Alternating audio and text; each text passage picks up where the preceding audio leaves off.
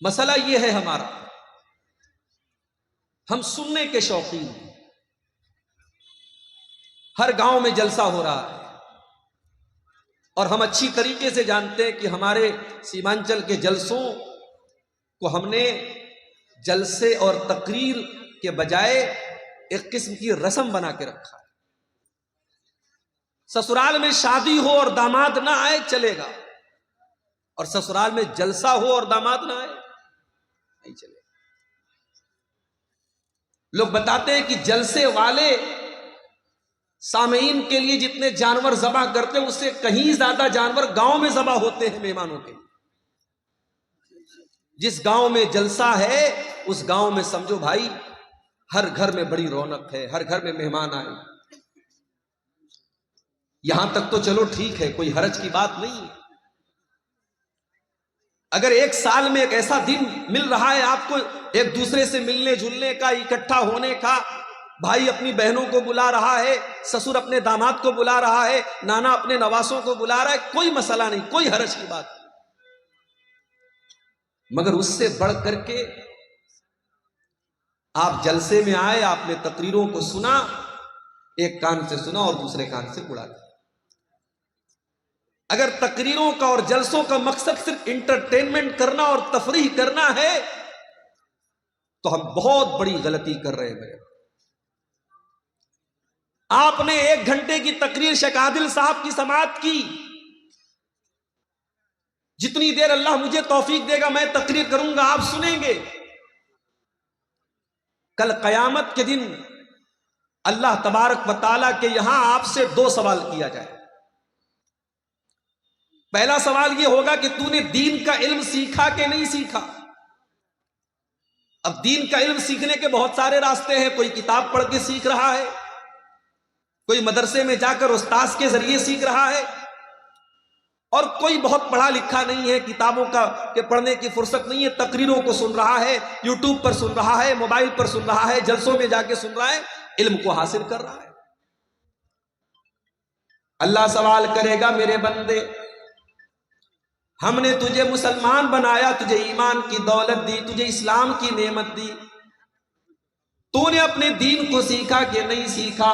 بندہ کہے گا اللہ میں نے بہت سیکھا، ہر جلسے میں جاتا تھا، ہر تقریر کو سنتا تھا، 3 گھنٹے میں پنڈال کے نیچے بیٹھا رہتا تھا، سر ہلا ہلا کے پوری تقریر میں سنا کرتا تھا، اے اللہ میں نے دین کو برابر سیکھا۔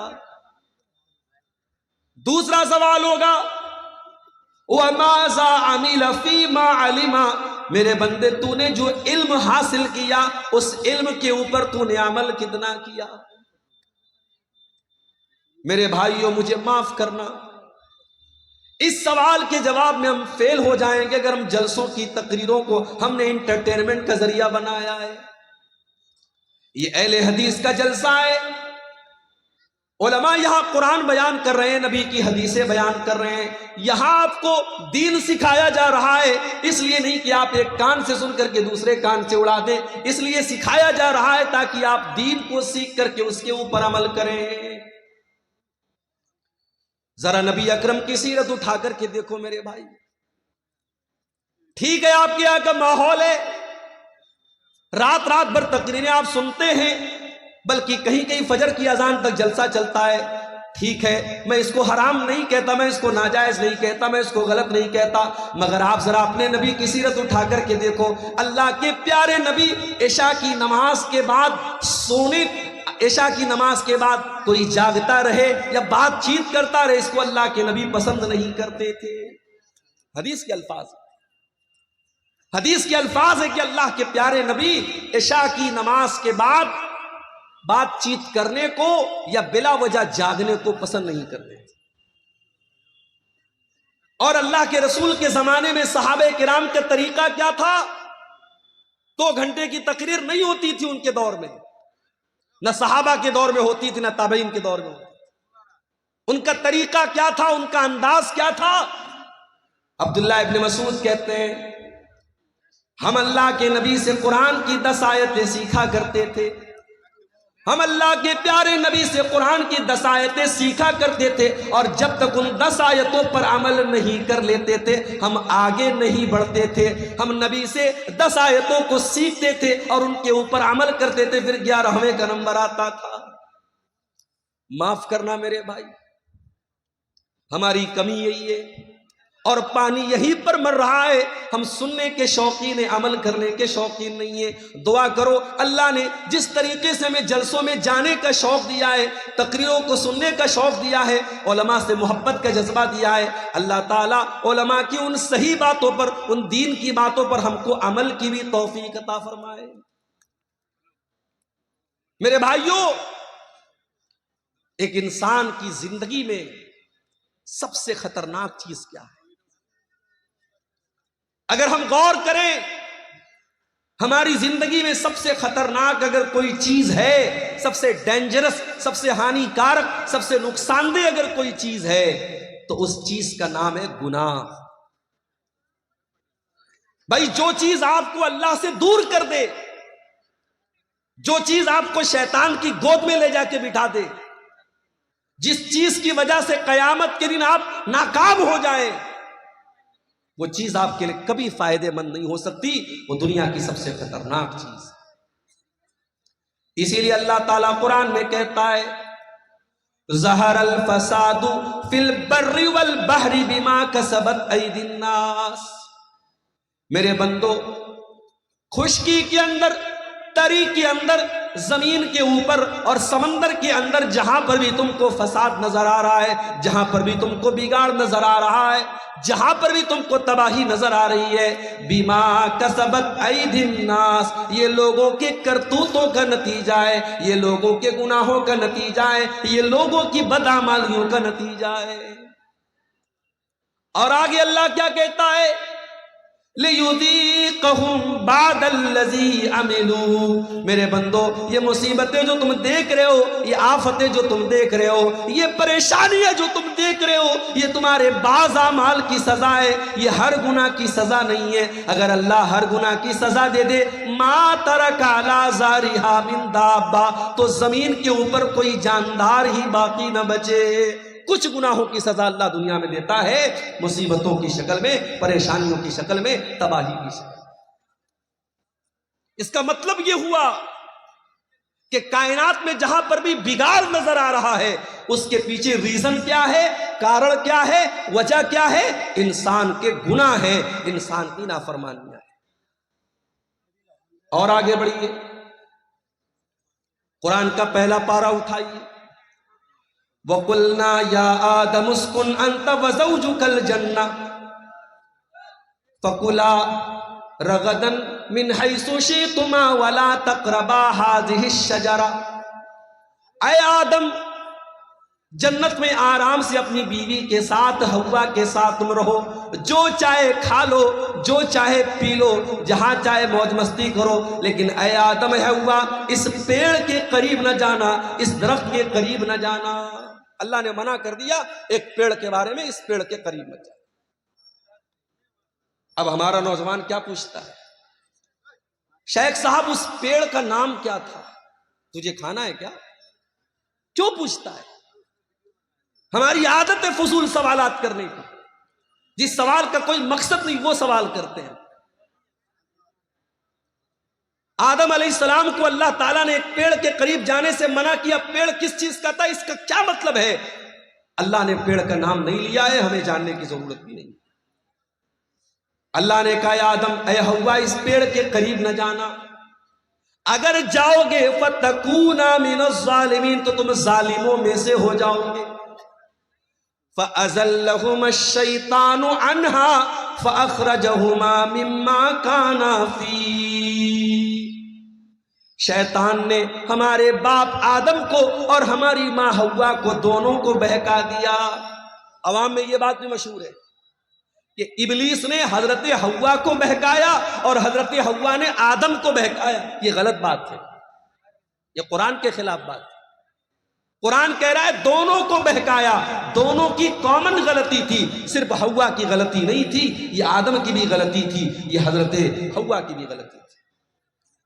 اچھا، شیطان نے ایسے ہی ڈائریکٹ جا کر نہیں بہکا دیا. شیطان دوست بن کے آیا, شیطان ہمدرد بن کے آیا اور کہا اے آدم اے حوا, میں تم کو ایک پیڑ کے بارے میں بتاتا ہوں, اس پیڑ کے پھل کو اگر تم کھا لو گے اے آدم اے حوا, تم ہمیشہ ہمیش کے لیے جنت میں رہو گے, ہمیشہ ہمیش کے لیے تم جنت میں رہو گے یا فرشتے بن جاؤ گے. غور کرو, شیطان ہمارے باپ آدم کو بہکا بھی رہا ہے تو کیا کہہ کے بہکا رہا ہے؟ ان تکونا ملکین, اے آدم اے حوا, اس پیڑ کو کھا لو تم فرشتے بن جاؤ گے. آدم علیہ السلام کو یہ نہ سمجھ میں آیا کہ اللہ تعالیٰ نے میرا مقام تو یہ بنایا کہ جب مجھے پیدا کیا تو فرشتوں کو حکم دیا کہ آدم کے آگے سجدہ کرو, اور شیطان مجھ سے کہہ رہا ہے اے آدم تو اس پیڑ کو کھا جاؤ تو تم فرشتے بن جاؤ گے اور ہمیشہ ہمیش جنت میں رہو گے. اللہ نے اس سے بڑا مقام دیا تھا, لیکن شیطان نے ایسی پٹی پڑھائی کہ ہمارے باپ آدم کو سمجھ میں نہیں آیا. پتہ یہ چلا میرے بھائی, ہم اسی آدم کی اولاد ہیں اور ہم بھی شیطان کے آگے بے بس ہو جاتے ہیں اور کمزور پڑ جاتے ہیں اور اکثر شیطان کی چالوں میں آ جاتے ہیں. اور یہ بھی پتہ چلا شیطان دشمن بن کر کے نہیں آتا, شیطان دوست بن کر کے آتا ہے. وَقَاسَمَهُمَا إِنِّي لَكُمَا لَمِنَ النَّاصِحِينَ, شیطان نے قسم کھائی, کہا اے آدم میں قسم کھاتا ہوں اللہ کی, میں تمہارا بھلا چاہتا ہوں, میں تمہارا برا نہیں چاہتا. ہمارے سامنے کوئی اللہ کی قسم کھا لے. میں مارکیٹ میں جاتا ہوں, سامان خرید لیا, سامان کا ریٹ پوچھا دکاندار سے, اس نے کہا 100 روپے کا ہے. مجھے لگا یار کچھ مہنگا مل رہا ہے, میں نے کہا یار 90 کا دے دو. کہتا ہے مولوی صاحب اللہ کی قسم میں نے 80 کا خریدا ہے. اب مولوی صاحب دکان پر گئے, دکاندار نے اللہ کی قسم کھا لی تو مولوی صاحب تو بیچارے مولوی صاحب ہوتے ہیں, اللہ کا نام سن کے پگھل جاتے کہ بیچارہ قسم کھا رہا ہے تو جھوٹ تو نہیں بول رہا ہو.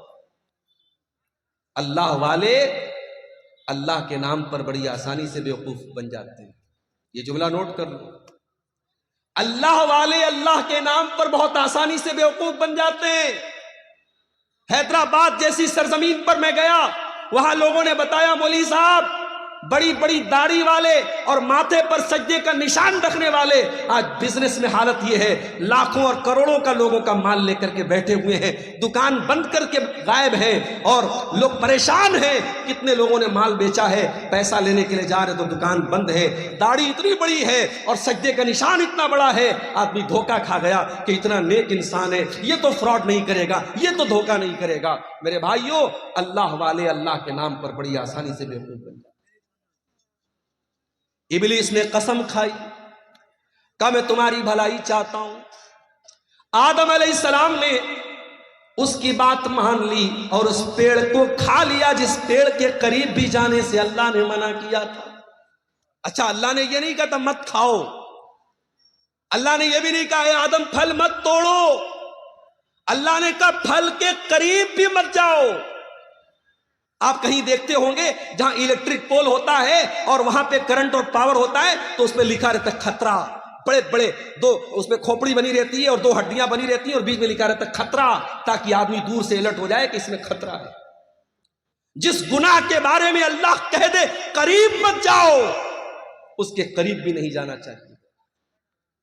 میرے نوجوان ساتھیوں, آج سماج میں زناکاری اور بدکاری عام ہوتی چلی جا رہی ہے اور آج موبائل کا استعمال زناکاری کے ایک آلے کے طور پر ہو رہا ہے. آج موبائل پر ہونے والی ایک چیٹنگ کہاں پر جا کے ختم ہوتی ہے کوئی نہیں جانتا. آج کتنے زنا کے واقعات ہوئے جس کی شروعات ایک مس کال سے ہوتی ہے, ایک رانگ نمبر سے آئی ہوئی کال سے ہوتی ہے, ایک غلط نمبر سے آئے ہوئے میسج سے ہوتی ہے. میرے پیارے بھائیوں, اسی لیے اللہ قرآن میں جب زنا کا نام لیتا ہے تو یہ نہیں کہتا ہے کہ زنا مت کرو, اللہ فرماتا ہے وَلَا تَقْرَبُوا الزِّنَا إِنَّهُ كَانَ فَاحِشَةً وَسَاءَ سَبِيلًا. میرے بندو تم زنا کے قریب بھی نہ جانا, یہ بڑا گندا کام ہے. اللہ نے قریب بھی جانے سے, اور اسی لیے مردوں سے کہا گیا جب چلو راستے میں تو اپنی نگاہوں کو جھکا کر چلو. عورتوں سے کہا گیا جب گھر سے نکلو تو پردے میں نکلو. اپنے گھر میں اپنے بھائی کے سامنے, اپنے باپ کے سامنے, اپنے محرم رشتہ دار کے سامنے بھی عورت سے کہا گیا وَلْيَضْرِبْنَ بِخُمُرِهِنَّ عَلَىٰ جُيُوبِهِنَّ، اپنے دوپٹے کو اپنے سینے پر رکھو، اپنے سینے کو کھلا مت رکھو۔ کیوں میرے بھائی؟ اس لیے کہ قرآن ہمیں زنا کے قریب بھی جانے سے منع کرتا ہے۔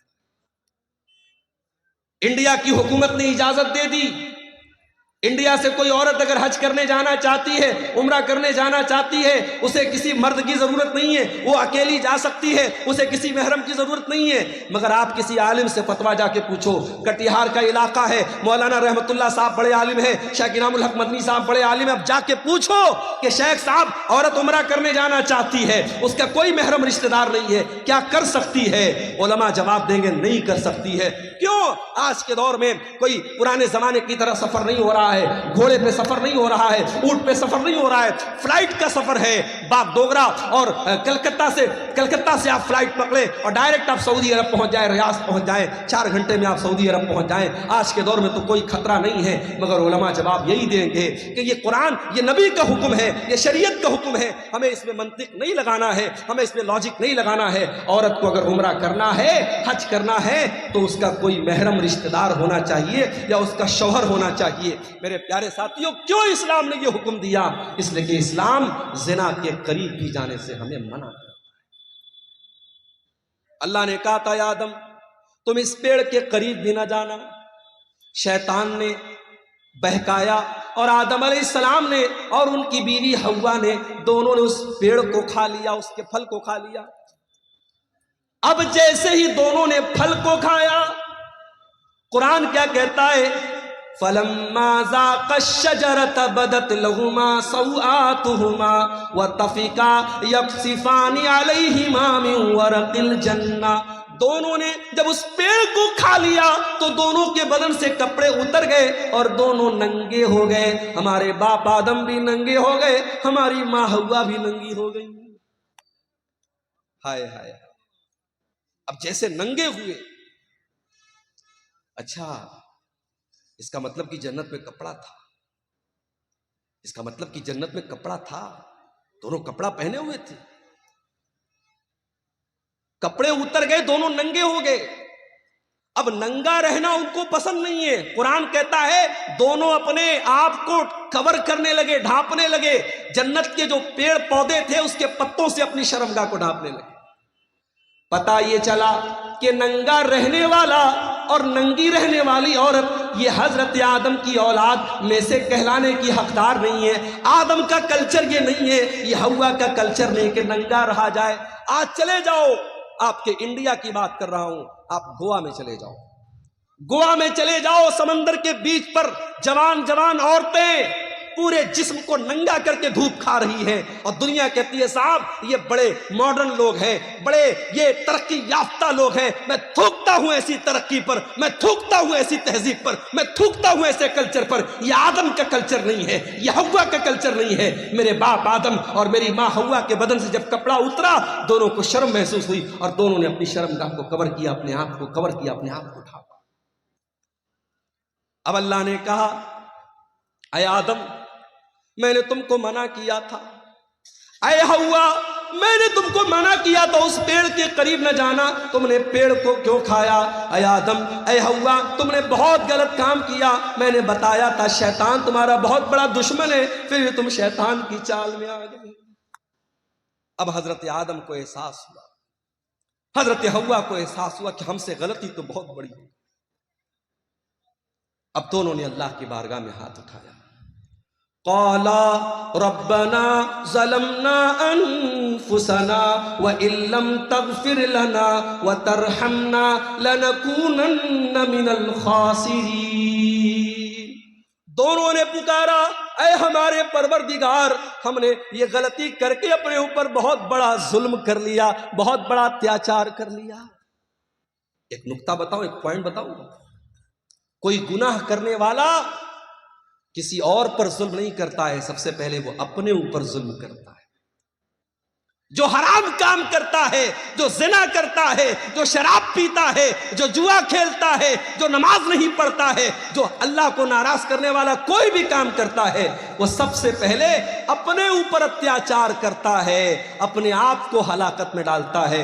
ہمارے باپ آدم کی دعا ہمیں یہ سبق دے رہی ہے، ربنا ظلمنا انفسنا، اے ہمارے پروردگار ہم نے اپنے جان کے اوپر ظلم کیا ہے، وَإِن لَّمْ تَغْفِرْ لَنَا وَتَرْحَمْنَا، اور اے اللہ اگر تو نے ہمیں معاف نہ کیا اور تو نے ہم کو نہیں بخشا، تو نے ہم پر رحم نہ کیا، لَنَكُونَنَّ مِنَ الْخَاسِرِينَ، اے اللہ ہم سے زیادہ خسارے والا، ہم سے زیادہ نقصان والا کوئی نہیں ہوگا۔ اللہ نے توبہ قبول کی۔ دیکھو غلطی تو ابلیس نے بھی کی تھی، اللہ نے ابلیس سے کہا تھا آدم کو سجدہ کرو، ابلیس نے کہا میں نہیں کروں گا، ابلیس نے سجدہ نہیں کیا۔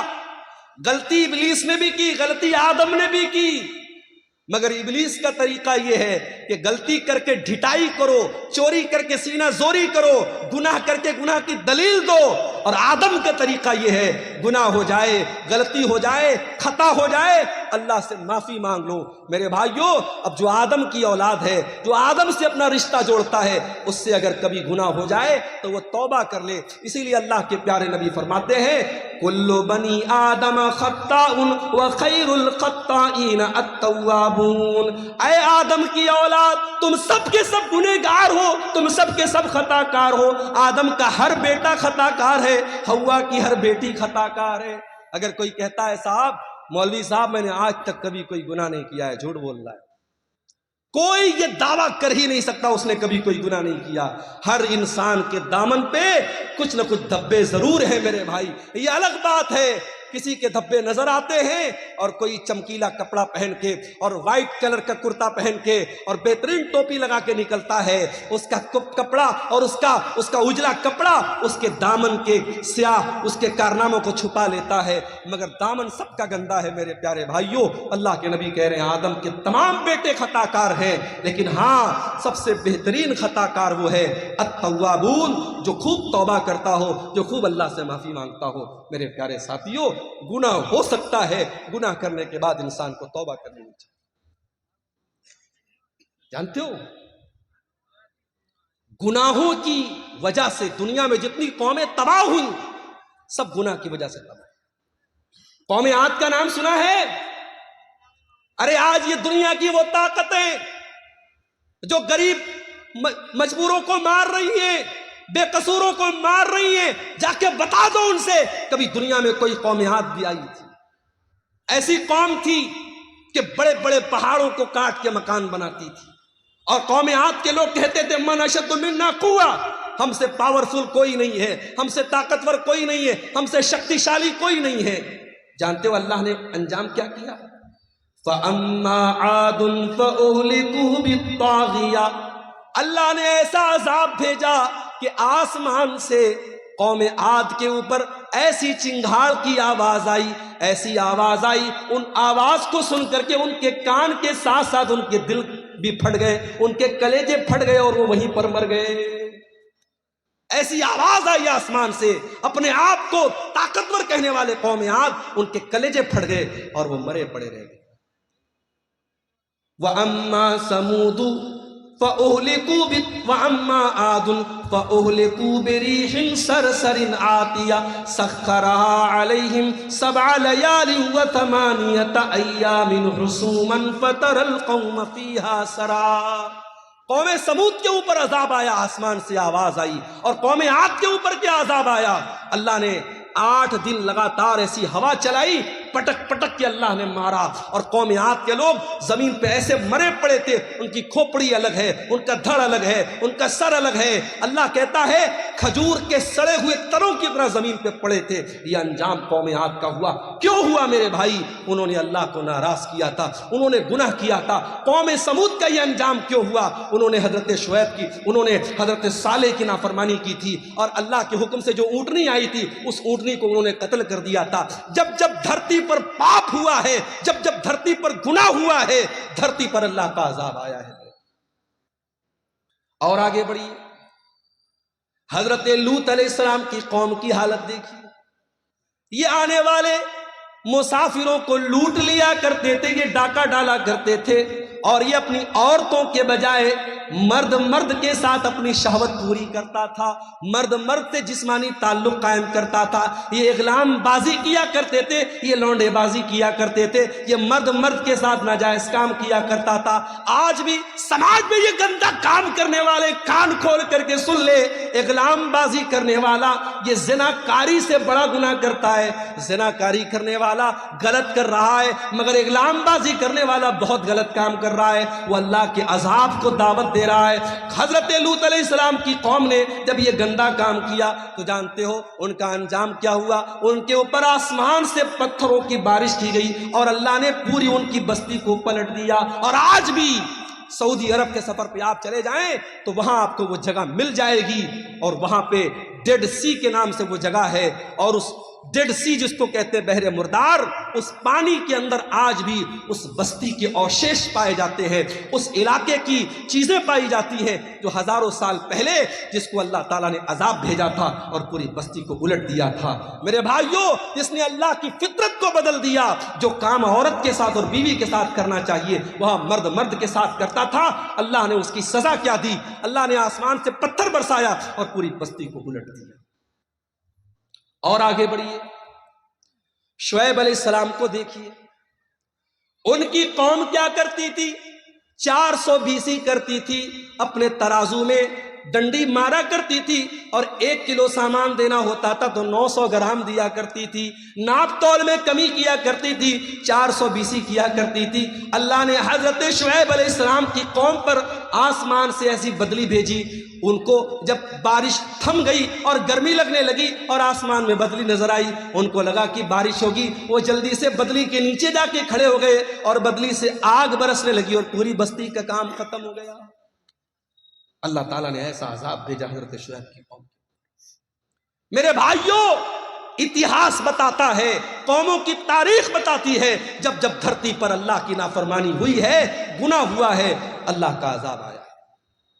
اسی لیے اللہ قرآن کے 20ویں پارے کے لاسٹ میں فرماتا ہے فَكُلًّا أَخَذْنَا بِذَنبِهِ فَمِنْهُمْ مَنْ أَخَذَتْهُ الصَّيْحَةُ وَمِنْهُمْ مَنْ أَرْسَلْنَا عَلَيْهِ حَاصِبًا وَمِنْهُمْ مَنْ خَسَفْنَا بِهِ الْأَرْضَ وَمِنْهُمْ مَنْ أَغْرَقْنَا۔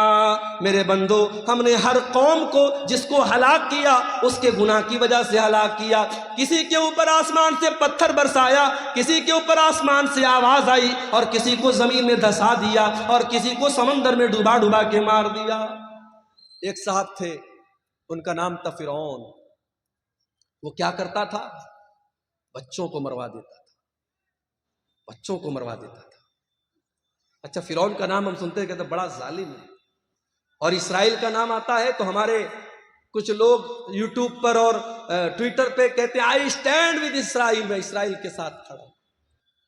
ارے ظالموں، یہ بحث چھوڑ دو، اسرائیل میں ظلم کس کے اوپر ہو رہا ہے، کس کمیونٹی پر ہو رہا ہے، کس قوم پر ہو رہا ہے؟ یہ سوچو، پچھلے چند مہینوں میں غازہ کی سرزمین پر ہزاروں چھوٹے چھوٹے بچے مار دیے گئے، ان کی کٹی پھٹی لاشیں جا کے دیکھ لو میرے بھائی، آپ کے منہ سے نوالا نہ اترے گا، آپ کے حلق سے کھانا نہ اترے گا۔ ارے بچوں کی کیا غلطی ہوتی ہے میرے بھائی؟ بچے تو سب کے پیارے ہوتے ہیں۔ کہیں اسکول ہوتا ہے روڈ پر تو سرکار وہاں پہ بورڈ لگاتی ہے کہ گاڑی دھیرے چلائیے، یہاں بچوں کا اسکول ہے۔ بچوں کے ڈاکٹر کیا جاؤ تو بڑے بڑے وہاں پہ بورڈ لگے رہتے ہیں، keep silent there are children, خاموش رہیے یہاں پر بچے ہیں۔ بچوں سے ہم اتنا پیار کرتے ہیں، بچوں کا اتنا خیال کرتے ہیں۔ میرا پروگرام ہونے والا ہے میرٹھ کی سرزمین پر 17 تاریخ کو، ابھی آج وہاں سے فون آیا کہ پرمیشن نہیں ملا۔ میں نے کہا کیوں نہیں ملا؟ بولے 18 تاریخ کو ایگزام ہونے والا ہے، اور پرشاسن نے کہا کہ ہم آپ کو پرمیشن نہیں دے سکتے، بچوں کو رات میں ایگزام کی تیاری کرنا ہوگا، آپ لاؤڈ اسپیکر لگائیں گے، بچے تیاری نہیں کر پائے۔ اتنا بچوں کا لوگ خیال کرتے ہیں۔ ہزاروں لاکھوں بچے مار دیے گئے، ان کی لاشیں بے گور و کفن پڑی ہے میرے بھائی، اور آج دنیا اس کا سپورٹ کر رہی ہے۔ ایک فرعون، اس کو لوگ گالی دیتے بڑا ظالم تھا۔ ارے فرعون تو بچوں کو مرواتا تھا، بچیوں کو نہیں مرواتا تھا۔ اس کو کسی نے بتایا تھا کہ تیری حکومت میں ایک بچہ پیدا ہوگا جو آگے چل کے تیری حکومت کو ختم کر دے گا۔ اپنے آپ کو رب کہتا تھا، اپنے آپ کو خدا کہتا تھا، مگر اتنا بزدل تھا، جب اس کو بتایا کسی جوتشی نے کہ تیری حکومت میں ایسا بچہ پیدا ہوگا، اس نے آرڈر دے دیا، سارے بچوں کو مروانے کا آرڈر دے دیا۔ مگر اللہ کی قدرت دیکھو میرے بھائی کہ اس نے اتنے بچوں کو مروایا، مگر حضرت موسیٰ علیہ السلام کو اللہ کو بچانا تھا۔ اللہ نے کیسے بچایا، لمبا واقعہ ہے، میں وہ آپ کو ادھر نہیں لے کے نہیں جانا چاہتا ہوں۔ کس طریقے سے فرعون کے محل میں اور فرعون کے پیسے سے حضرت موسیٰ کی پرورش ہوتی ہے۔ اور یہی فرعون جب موسیٰ علیہ السلام اس سے آ کے کہتے ہیں کہ اے فرعون، میں اللہ کا رسول ہوں، میں رب العالمین کا رسول ہوں، تو فرعون اللہ کا مذاق اڑاتا ہے، کہتا ہے وما رب العالمین، اے موسیٰ کون رب العالمین؟ میں سب کا رب ہوں، میں جلاتا ہوں، میں مارتا ہوں۔ وَهَٰذِهِ الْأَنْهَارُ تَجْرِي مِن تَحْتِي، اے موسیٰ میں مصر کا بادشاہ ہوں اور یہ بڑی بڑی ندیاں میرے محل کے پاس سے گزرتی ہیں، میں ان نہروں کا مالک ہوں، میں ان ندیوں کا مالک ہوں۔ اے موسیٰ تو ڈھنگ سے بول بھی نہیں سکتا ہے، تو کیا میرا مقابلہ کرے گا؟ اے موسیٰ کون ہے تیرا اللہ؟ اے حامان جلدی سے سیڑھی لاؤ، میں چڑھ کے دیکھوں کہ موسیٰ کا رب کیا کر رہا ہے، موسیٰ کا اللہ کیا کر رہا ہے۔ اس نے اللہ کا مذاق اڑایا، اس نے موسیٰ کے رب کا مذاق اڑایا۔ اللہ نے انجام کیا کیا؟ اسی فرعون کو جو اپنی حکومت پر بڑا ناز کیا کرتا تھا، اللہ نے پانی میں ڈوبو ڈوبو کر کے مار دیا۔ وَمِنْهُمْ مَنْ أَغْرَقْنَا، ہم نے بہت سارے لوگوں کو زمین میں ڈوبا ڈوبا کے مار دیا۔ اللہ کا عذاب میرے بھائی گناہوں کی وجہ سے آتا ہے۔ یہ گناہ بڑے خطرناک ہوتے ہیں میرے بھائی۔ ہمارے گھر میں کاکروچ آ جائیں ہم دوا لاتے ہیں، ہمارے کمرے میں چوہا آ جائے ہم چوہے کو پکڑنے کی مشین لاتے ہیں۔ کیوں؟ کیونکہ ہم یہ مانتے ہیں کہ ہمیں نقصان پہنچا رہا ہے۔ یہ چوہے ہمارے کھانے پینے کی چیزوں کو قطر جائیں گے، ہمارے کپڑوں کو برباد کر دیں گے، ہم ان کے لیے انتظام کرتے ہیں۔ میرے بھائی ہم چوہوں کو بھگانے کا انتظام کرتے ہیں، ہم کیڑوں کو بھگانے کا انتظام کرتے ہیں، ہم مچھروں کے لیے مچھردانی کا انتظام کرتے ہیں۔ اور دنیا کی سب سے خطرناک چیز ہے گناہ۔ ہم گناہ سے بچنے کی کوئی کوشش نہیں کرتے۔ سب سے خطرناک چیز ہے گناہ میرے بھائی۔ اور جانتے ہو گناہ کا اثر باڈی پر بعد میں پڑتا ہے، گناہ کا اثر سب سے پہلے دل پر پڑتا ہے۔ اور نوٹ کر لو میری بات، میں نوجوانوں سے کہنا چاہتا ہوں کبھی خوبصورتی پر ناز مت کرنا، کبھی اپنے حسن پر ناز مت کرنا۔ اللہ کو خوبصورتی اور حسن سے مطلب نہیں ہے، اللہ کو تمہارے دل سے مطلب ہے۔ ان اللہ لا ينظر الى صورکم واجسامکم، اللہ کے نبی فرماتے ہیں اللہ تمہارے چہروں کو نہیں دیکھتا ہے، اللہ تمہارے جسم کو نہیں دیکھتا ہے، اللہ تمہارے دل کو دیکھتا ہے۔ اسی لیے اللہ کے نبی فرماتے ہیں انسان کی باڈی میں، انسان کے شریر میں ایک حصہ ایسا ہے اذا صلحت صلح الجسد کلہ، اگر وہ صحیح ہے تو انسان کی باڈی صحیح ہے، اگر وہ گڑبڑ ہے تو انسان کی باڈی گڑبڑ ہے۔ الا وہی القلب، اللہ کے نبی اپنے سینے کی طرف اشارہ کر کے فرماتے ہیں او لوگوں وہ دل ہے، وہ دل ہے، وہ دل ہے۔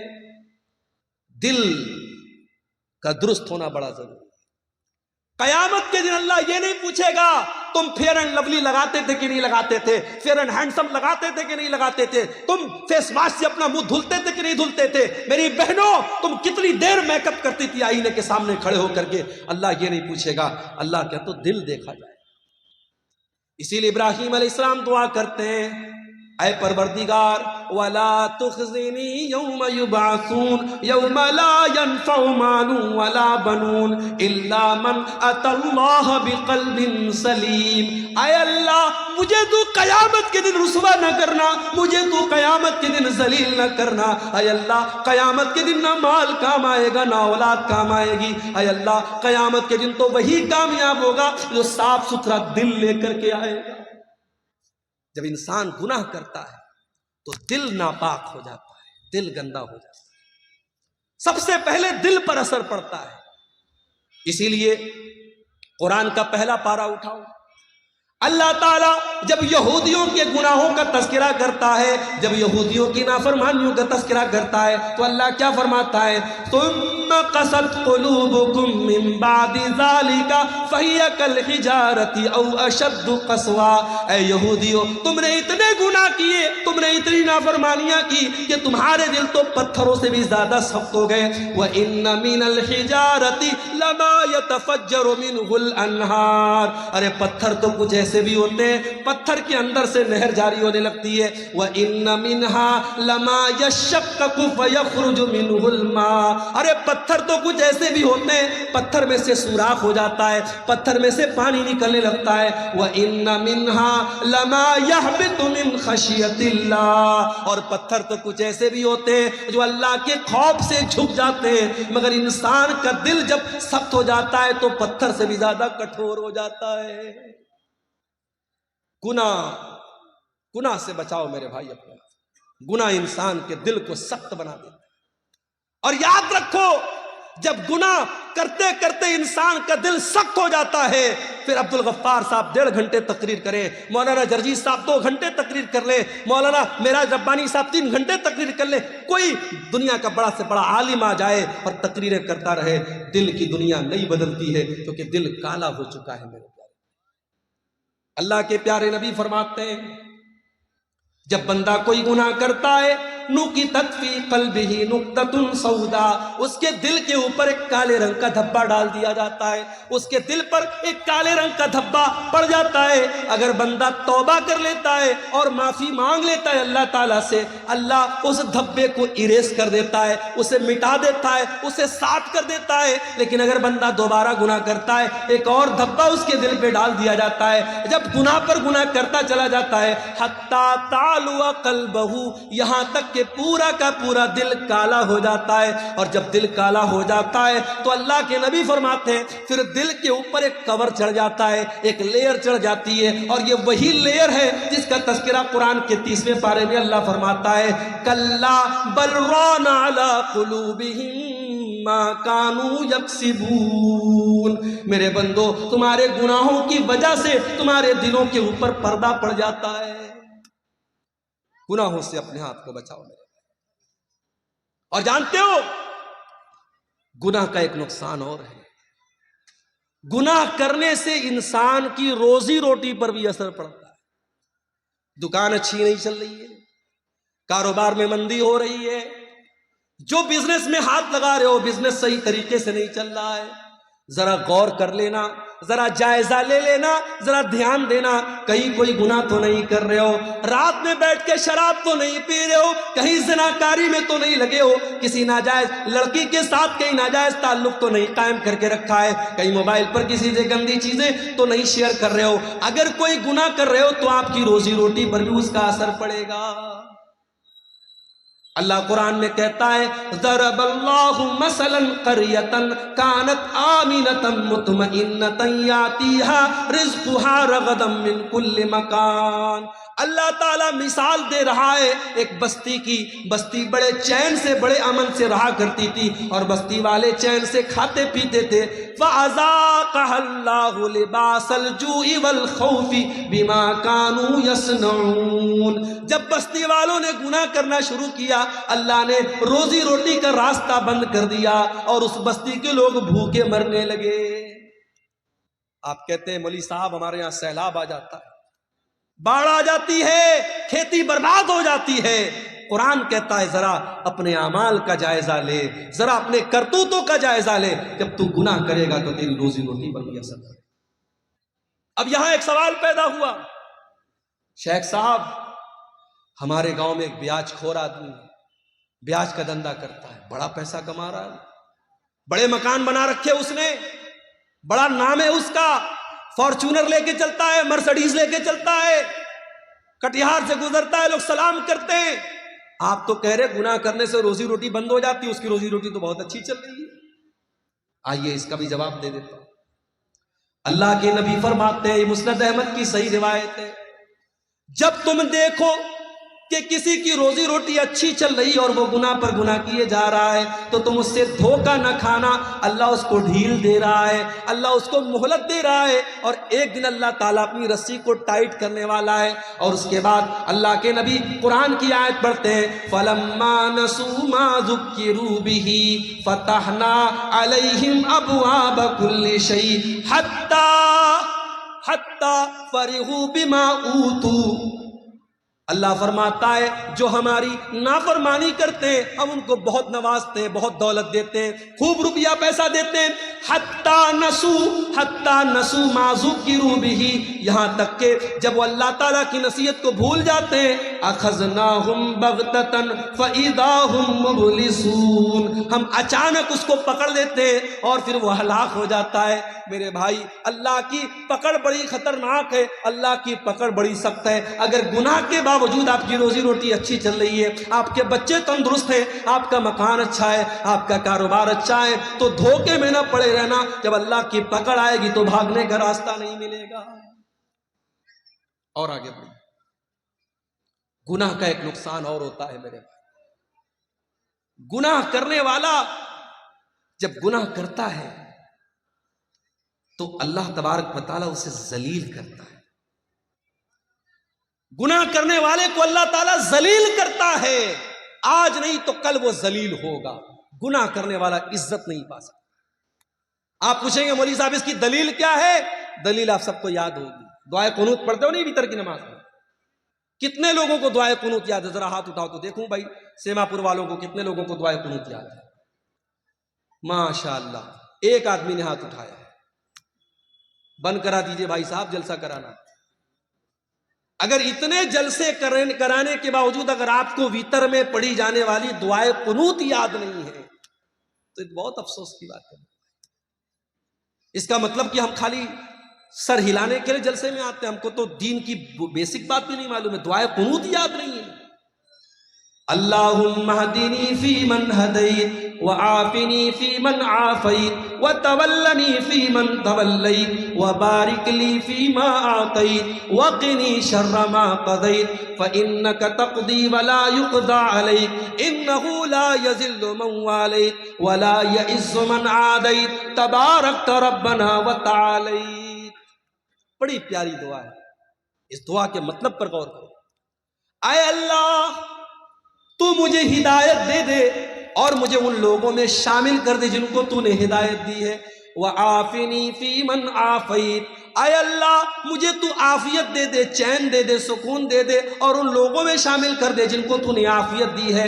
وَتَوَلَّنِي فِي مَنْ تَوَلَّيْتَ, اور اے اللہ تو جس سے محبت کرتا ہے, تو جس کو دوست بناتا ہے, اے اللہ ان لوگوں میں تو مجھ کو بھی شامل کر دے. وَبَارِكْ لِي فِي مَا آتَيْتَ, اے اللہ تو نے جو دیا ہے اس میں تو مجھ کو برکت دے دے. وَقِنِي شَرَّ مَا قَضَيْتَ, اور اے اللہ جو تو فیصلہ کرتا ہے اپنے فیصلے میں کوئی اگر ایسا فیصلہ ہے جو میرے حق میں برا ہے, اے اللہ تو اس سے بچا لے. فَإِنَّكَ تَقْضِي وَلَا يُقْضَى عَلَيْكَ, اے اللہ سب کا فیصلہ تو کرتا ہے, تیرا فیصلہ کوئی نہیں کر سکتا ہے.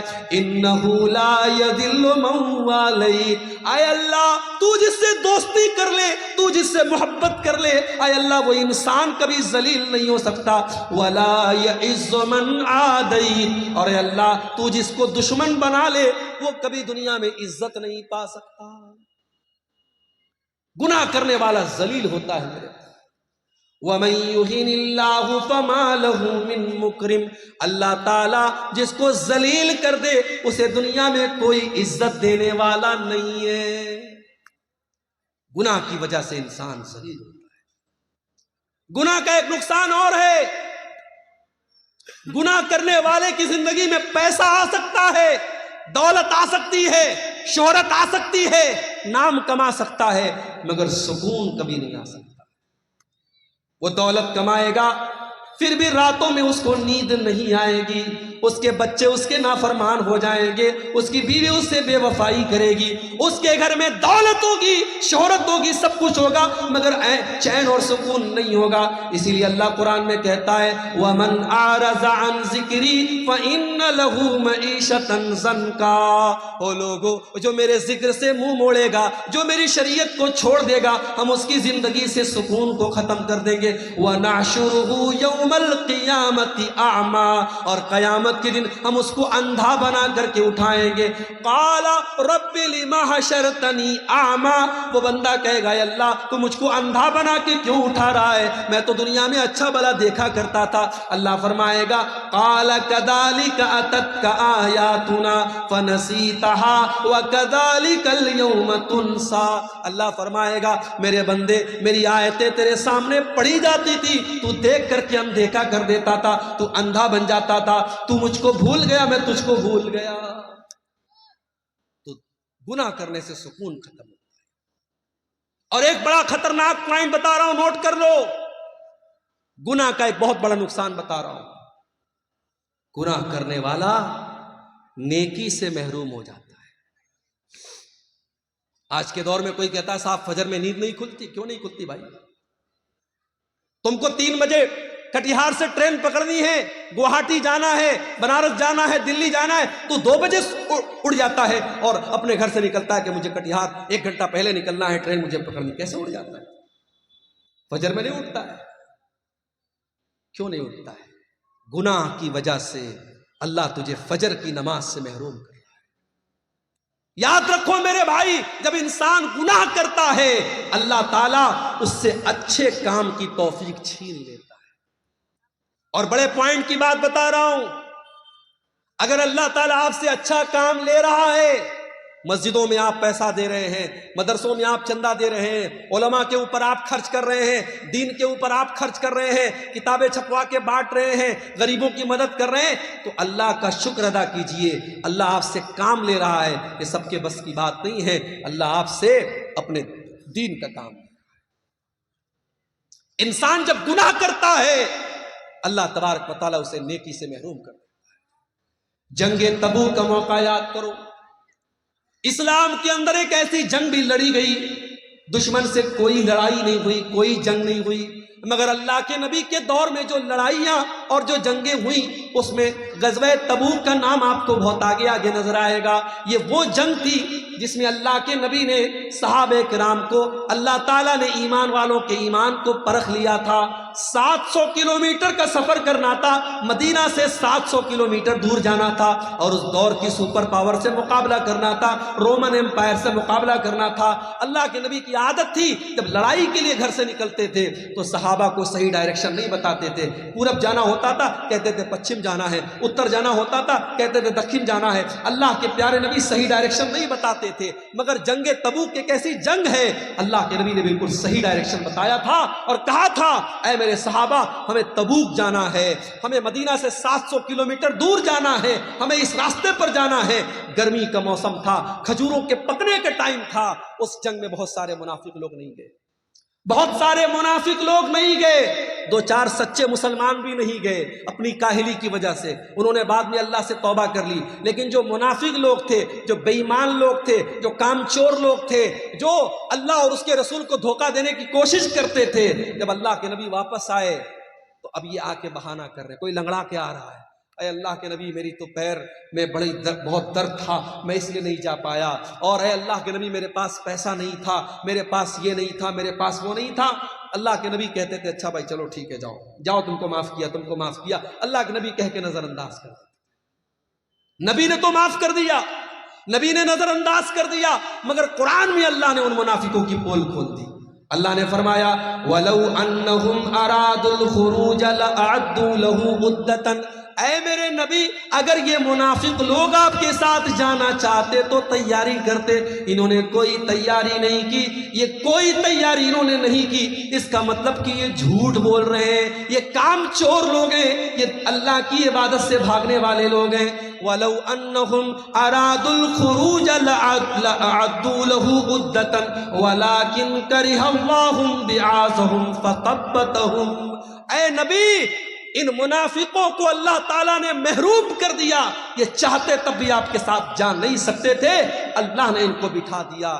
میرے بھائی اگر فجر کی نماز کے لیے آپ کو اگر اٹھنے کا ارادہ ہوتا، 5:30 بجے فجر کی اذان ہونے والی ہے، 5:15 بجے کا آپ اپنے موبائل پر الارم سیٹ کرتے اور 5:15 بجے اٹھ کر کے آپ مسجد میں آتے۔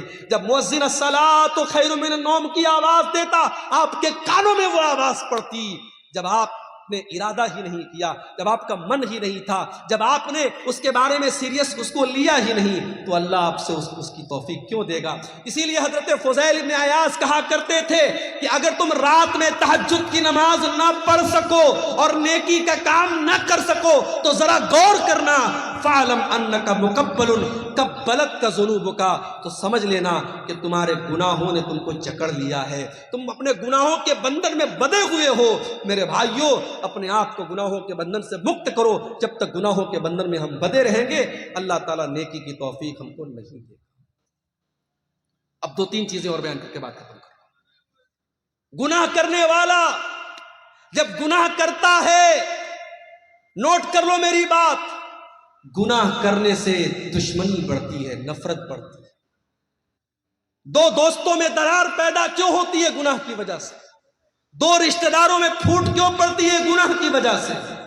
اللہ کے نبی فرماتے ما تباد اسنانی، جب 2 لوگ ایک دوسرے سے محبت کرتے ہیں، جب 2 لوگ ایک دوسرے سے دوستی کرتے ہیں، تعلق قائم کرتے ہیں، جب 2 لوگ ایک دوسرے سے محبت کرتے ہیں، ان کے درمیان نفرت تب پیدا ہوتی ہے جب دونوں میں سے کوئی ایک اللہ کو ناراض کرتا ہے، جب کوئی گناہ کا کام کرتا ہے تو دوستی ٹوٹ جاتی ہے۔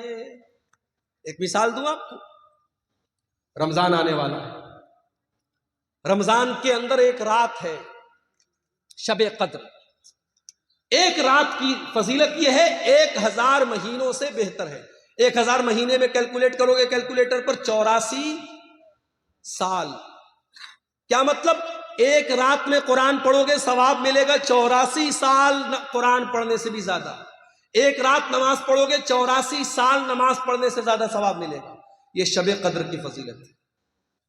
اب میں آپ سے پوچھتا ہوں کون سی رات شب قدر ہے؟ مولوی صاحب نہیں پتا۔ اتنا پتا ہے رمضان کے آخری عشرے کی کسی ایک رات میں ہے، لیکن کون سی رات ہے نہیں پتا۔ جانتے ہو شب قدر کون سی رات ہے؟ یہ علم اللہ تعالیٰ دنیا میں اتارنے والا تھا، مگر 2 صحابی آپس میں لڑ پڑے تو اللہ تعالیٰ نے اس علم کو اٹھا لیا۔ اگر وہ نہ لڑے ہوتے اور آپس میں اختلاف نہ کیا ہوتا انہوں نے شب قدر کے بارے میں، تو اللہ تعالیٰ ایگزیکٹ بتا دیتا کہ 25ویں رات شب قدر ہے یا 27ویں رات شب قدر ہے یا 23ویں رات شب قدر ہے۔ 2 لوگوں نے جھگڑا کیا، اللہ نے شب قدر کا علم اٹھا لیا۔ اختلاف ہمیشہ، جب انسان گناہ کرتا ہے تو اختلاف پیدا ہوتا ہے میرے پیارے سے۔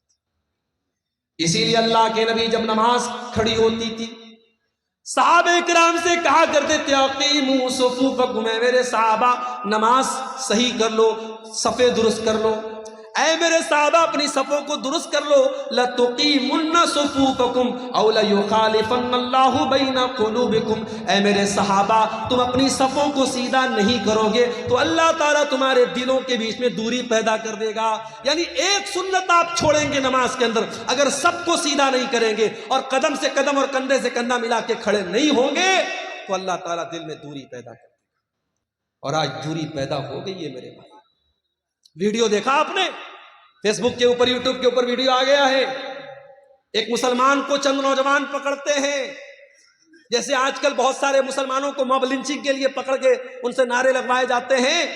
ایک مسلمان کو پکڑ کے کہتے ہیں تو بتا اعلیٰ حضرت کو مانتا ہے کہ نہیں مانتا ہے، تو بتا تو فلاں فلاں کو کافر مانتا ہے کہ نہیں مانتا ہے۔ اس کے منہ سے زبردستی یہ نعرہ نکلواتے ہیں اور تب اس کو جانے دیتے ہیں یہ مسلمان کے ساتھ کر رہا ہے۔ ایک مسلک کا عالم گرفتار ہوتا ہے، دوسرے مسلک کا کہ لوگ خوشی مناتے ہیں کہ چلو اچھا ہوا دوسرے مسلک کا عالم گرفتار۔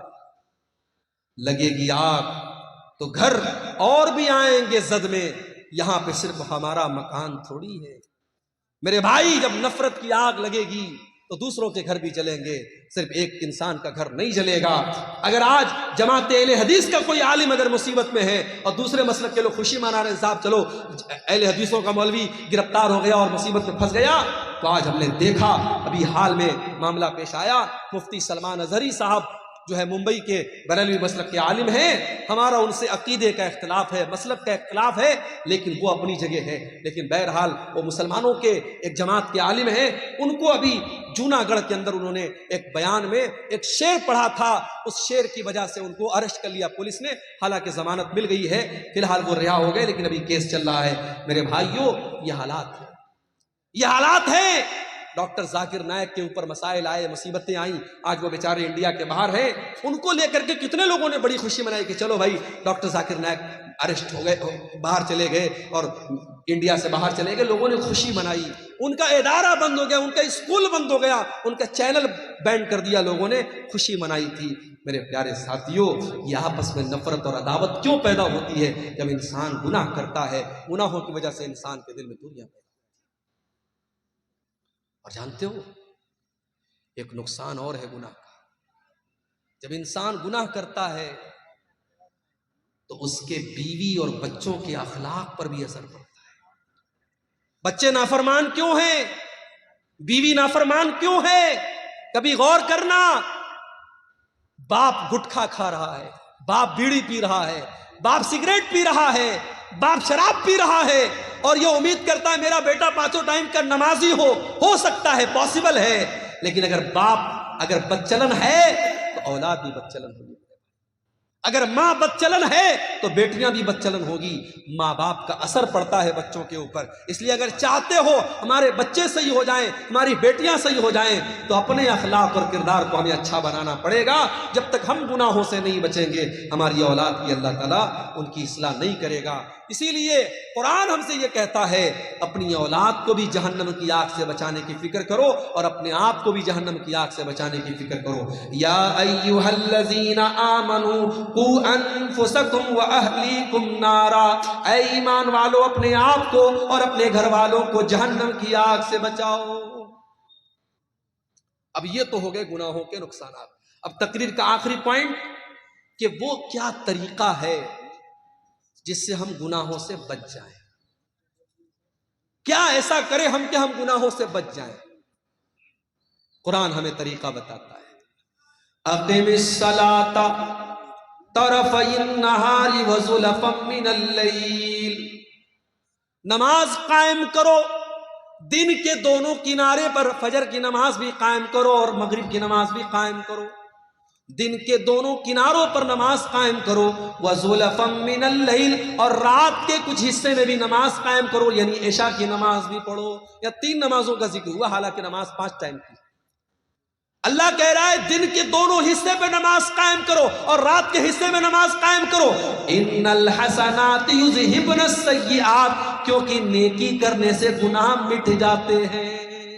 جب آپ نماز کی پابندی کریں گے آٹومیٹک بہت سارے گناہوں سے بچیں۔ ہمارے بہت سارے نوجوان میں جانتا ہوں، انٹرنیٹ کا دور ہے، موبائل پر گندی چیزیں دیکھ رہے ہیں، گندی عادتوں میں پڑے ہوئے ہیں۔ کبھی کبھی میرے پاس واٹس ایپ پر ایسے نوجوانوں کا میسج بھی آتا ہے، شیخ صاحب ایک گندی عادت میں پڑا ہوا ہوں، دعا کر دیجئے میرے لیے، اللہ مجھے اصلاح، مجھے کوئی طریقہ بتا دیجئے۔ طریقہ میں قرآن کا آپ کو بتاتا ہوں، قرآن کا طریقہ آپ کو بتاتا ہوں۔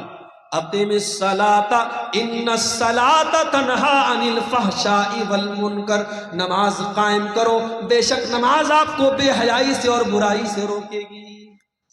بے حیائی اور برائی سے نماز روکے گی میرے بھائی۔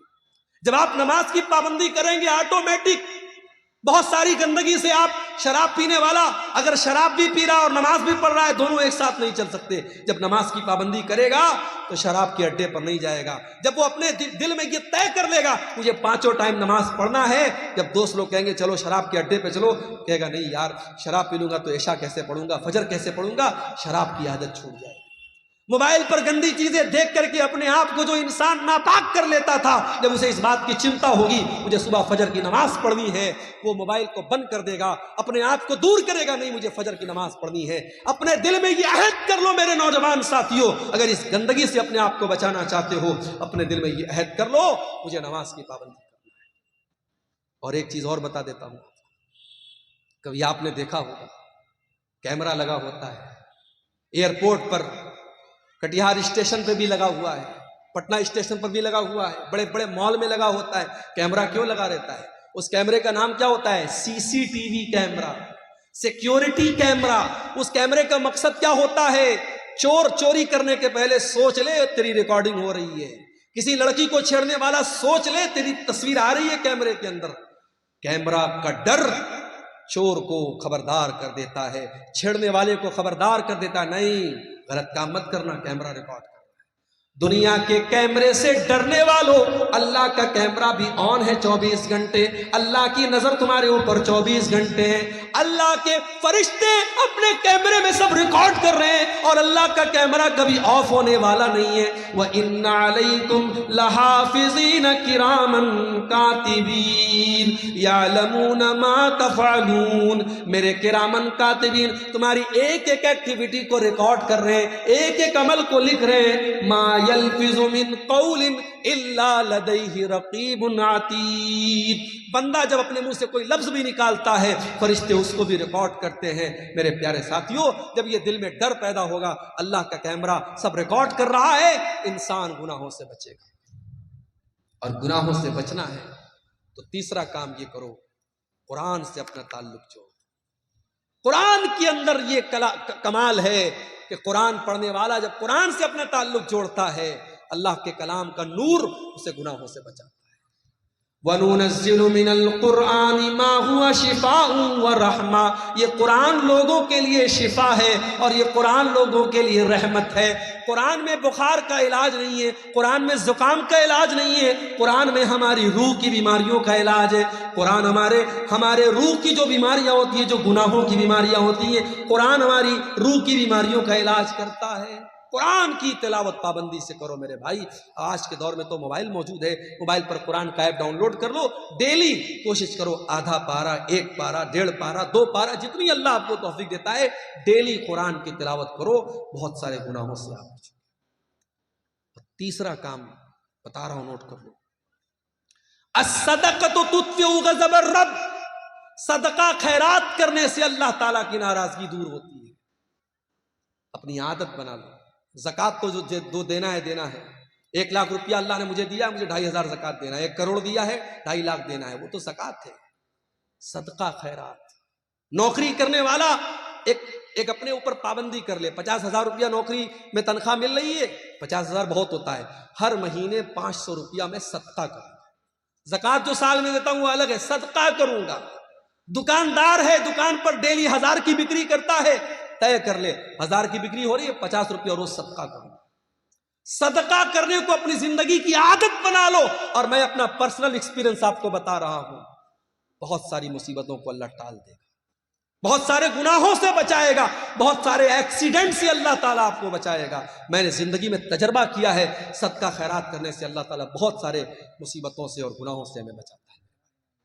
اور پھر بھی اگر گناہ ہو جائے توبہ کر لو میرے بھائی۔ وَمَن لَّمْ يَتُبْ فَأُولَٰئِكَ هُمُ الظَّالِمُونَ، جو توبہ نہیں کرے گا وہ بہت بڑا ظالم ہے، توبہ کرنے والا ظالم نہیں ہے۔ تو لوگ، ایک کہاوت ہے کہ صبح کا بھولا شام کو لوٹ آئے تو اسے بھولا نہیں کہتے۔ اگر کوئی سدھر جائے تو لوگ کہتے ہیں یار سدھر گیا، مگر جو سدھر جائے، جو سچی توبہ کر لے، اللہ کا قانون نرالا ہے، اللہ کی رحمت نرالی ہے، جو سچے دل سے توبہ کر لے اس کا انجام کیا ہوگا؟ فَأُولَٰئِكَ يُبَدِّلُ اللَّهُ سَيِّئَاتِهِمْ حَسَنَاتٍ، جو سچے دل سے توبہ کرے گا اللہ تعالیٰ اس کے گناہوں کو نیکیوں میں بدل دے گا۔ کل تک اس نے جتنے گناہ کیے ہیں اللہ اس کے گناہوں کو کنورٹ کر دے گا نیکیوں میں، اس کے نام اعمال میں نیکیاں لکھی جائیں گی اگر سچی توبہ کرے گا۔ اور سچی توبہ کس کو کہتے ہیں؟ یہ آخری بات بتا رہا ہوں، اس کو نوٹ کر لو اور بات ختم کرتے ہیں۔ میں بھی بیمار ہو گیا، آج اتفاق سے منیہاری گھاٹ سے کٹیہار تک بائک پر بیٹھ کے آیا، ٹھنڈی ٹھنڈی ہوائیں چل رہی تھی، سردی کا کافی اثر ہو گیا، مجھے تو لگا کہ تقریر بھی ہو پائے گی کہ نہیں ہو پائے گی، لیکن اللہ جزائے خیر دے، یہاں کے لوگوں نے دوا وغیرہ کھلائی اور وکس وغیرہ کی بھاپ لے کے میں آیا تو آپ کے سامنے میں تقریر کر پایا ہوں۔ یہ اللہ کی توفیق ہے میرے بھائی، اور آپ لوگوں کی محبت ہے کہ میں نے آپ کے سامنے اتنی باتیں رکھ دی۔ یہ آخری بات بیان کر کے بات ختم کر رہا ہوں کہ جب ہم توبہ کریں تو قرآن کہتا ہے صرف توبہ نہیں کرنا ہے، توبوا الی اللہ توبۃ نصوحا، سچی توبہ کرنا ہے۔ सच्ची तौबा कैसी होती है? नोट कर लो, सच्ची तौबा वो होती है जिसके अंदर 3 कंडीशन पाई जाए। पहली कंडीशन ये है, आप जिस गुनाह से तौबा कर रहे हैं उस गुनाह को छोड़ दीजिए। शराबी तौबा करना चाहता है, शराब छोड़ दे। जानी तौबा करना चाहता है, जिना छोड़ दे। बेनमाजी तौबा करना चाहता है, नमाज पढ़ना शुरू कर दे। जिस गुनाह में आप मुब्तला है, पहले उस गुनाह को छोड़ दीजिए, पहला काम।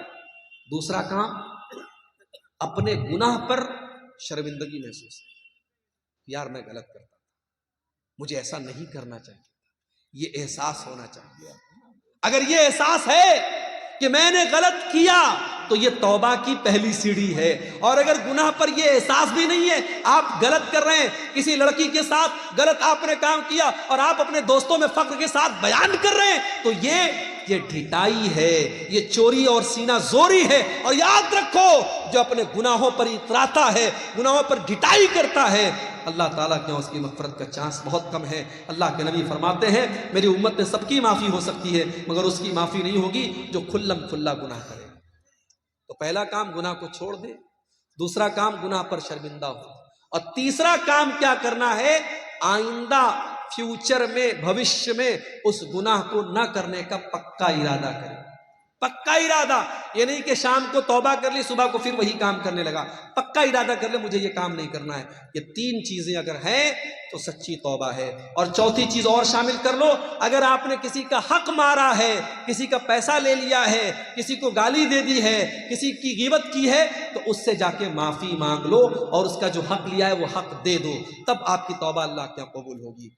आखिर में ये गुजारिश करूंगा मेरे भाइयों, आप जानते हैं ये हमारा जो जलसा है, ये मदरसा तहफ़ीज़ुल कुरान मदरसा इस्लामिया सेमापुर की तरफ से ये प्रोग्राम हुआ है। और आप ये भी जानते हैं, इतना बड़ा पिंडाल और ये तमाम उलमा को बुलाया गया है, और ये पूरा इंतज़ाम चंदे से होता है। जलसे भी चंदे ही के लिए होते हैं। तो ना यार, धीरे धीरे सब करो।